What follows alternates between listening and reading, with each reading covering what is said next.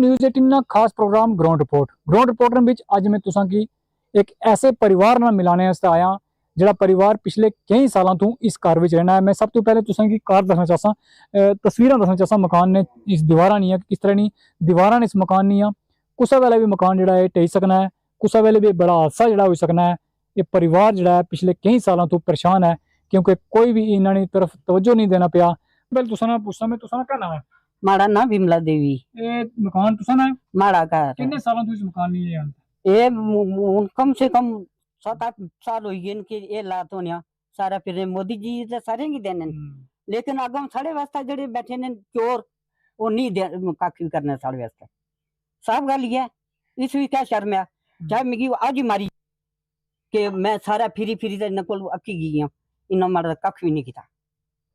ये मकान जेड़ा कुछ खतरा करना तुसें डर किन्ना होना राती? भाई डर इतना होना कि राती सही ना सकने अस बरसात होनी थे आड़ वे चलो दिने तो निकली जाओ आगे पीछे जाओ राती कुदर नसा केड़े पासे जाओ गरीब बंदे हैं जे तो कोई पैसा वैदा तो आखा अपना पैसा लाई दा चलो थोड़ा कोठी एक खड़ी करो भाई अपना रात गुजारा करने वास्ते वो भी नहीं हूं जौन भी नहीं मुक्के ने हूं बुढ़ी बुढ़ा आ दोए तो क्या करा इथे खाना पकाना इथे सहना बहना भी इथे कोई महकमे वाला कोई आया तुसां कोल कदा?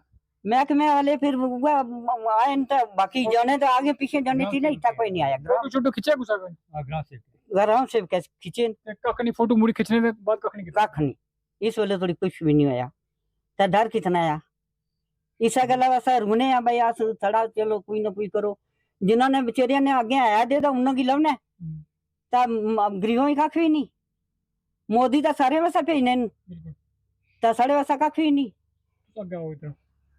तुस दसो बाबूराम जी कितनी देर तो तुस इत्थे रहने पियो? ਅਸੀਂ 20 साल तो ज़्यादा हुई है। ते ये मकान जेड़ा तुसां बनाया सी उही पुराना मकान है? ये अपना जेड़ी स्कीम आवनी है इतना पैसा ऊपर बना मकान बनाने से तुसां कोल कोई नहीं आया अभी तक? कोई नहीं आया। सरकार अगर देनी है तो असें भी मकान लभना चाहिए अस भी कुछ सोखे मोदी और तो सारे वास्ते भेजने गरीबों वास्ते भी लेकिन असें आज दिन कोई लगा चोर बैठे ने उन्होंने अपना टीवी नहीं रखा आए ने थे महकमे वाले उन्होंने क्या फोटो शूट खिंच ली है? फोटो शोटो खिंची दी क्या आख्या उन्होंने आख्या जी हुणे हो जासी होई जासी जिल्लै बरसात होनी है राती किन्ना डर रहना उसी? बड़ा डर रहना जी आसा नहीं कि राती कल बहन लगा पूरा थल्ले चला गया है तो कौन जी उन इथों दरवाजे से निकलने आ तो ऊपर पत्थर कुछा वाला सिर बजी सकना है। अच्छा ये भी सड़ी तो ठही पिया। हाँ ये बंदा लावना कोई चोरी वाली गल थोड़ी है हूं इथों लिखने डरने जाने तो डरने बाहर ये इन्हां दा मकान है। मैं तुसें की दसना चाहता कि ये इन्हां दा बेडरूम है। मैं बेडरूम तुसें दसां कि जिथे लेटने राती बिस्तरा इन्हां दा किस तरह देखो तुस बिस्तरा इन्हां दा है राती इत्थे रहने और इस मकान के अंदर इन्हां दा सारा सामान जिहड़ा है ये तुस देखी सकने हो।